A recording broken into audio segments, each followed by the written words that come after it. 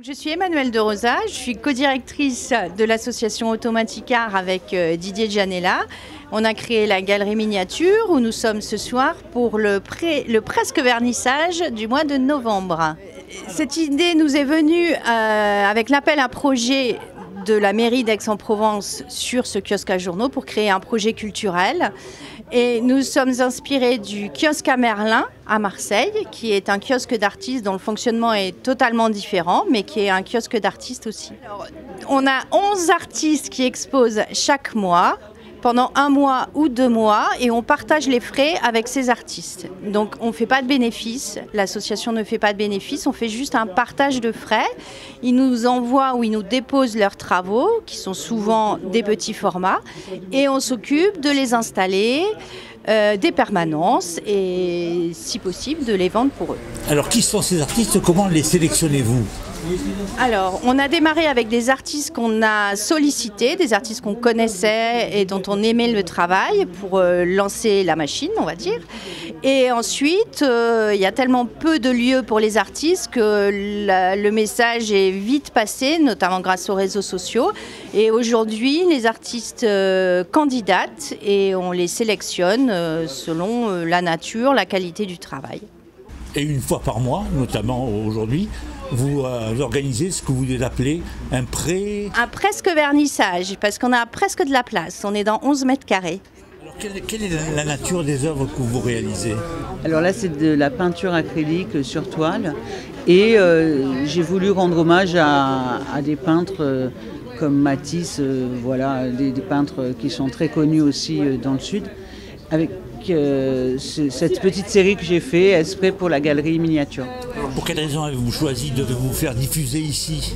Parce que je trouve l'initiative très intéressante de recycler comme ça un kiosque en galerie d'art. Ça permet une diversité d'artistes d'exposer. Et je trouve ça très sympa au cœur d'une ville. Je trouve que c'est très vivant. Et je trouve que c'est vraiment une très bonne initiative qui devrait être généralisée, en fait.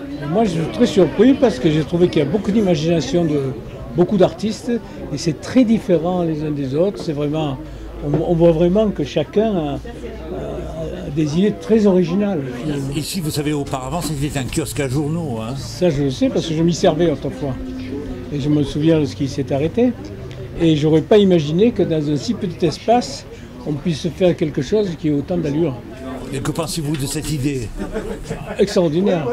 Pour les jeunes, pour les jeunes qui veulent un peu montrer leur travail, ça leur permet, avec des moyens pas trop importants, de pouvoir présenter leur création. Ça, c'est quand même quelque chose d'intéressant. Alors moi, je trouve ça génial d'avoir utilisé ce kiosque pour pour montrer des peintures. Donc, pour vous, c'est une très bonne idée? Ah oui, franchement oui. Ah ouais, c'est bien d'occuper des lieux comme ça, d'une façon aussi jolie. Voilà. Mais les kiosques à journaux disparaissent. Eh oui, malheureusement. Malheureusement. Finalement, cette galerie existe depuis combien de temps? On a ouvert en février 2025. Alors aujourd'hui, si vous faites un petit peu un point d'étape, qu'est-ce que vous retenez de ces quelques mois passés ici? Ce que je retiens, c'est qu'aujourd'hui, on est à environ 80 artistes qui sont passés ou qui vont passer à la galerie miniature. C'est énorme. Ça signifie qu'il y a un besoin énorme auquel on répond, un besoin de visibilité pour les artistes actuels. Et que le public nous a réservé un accueil extrêmement enthousiaste et chaleureux. Et donc, c'est également une demande.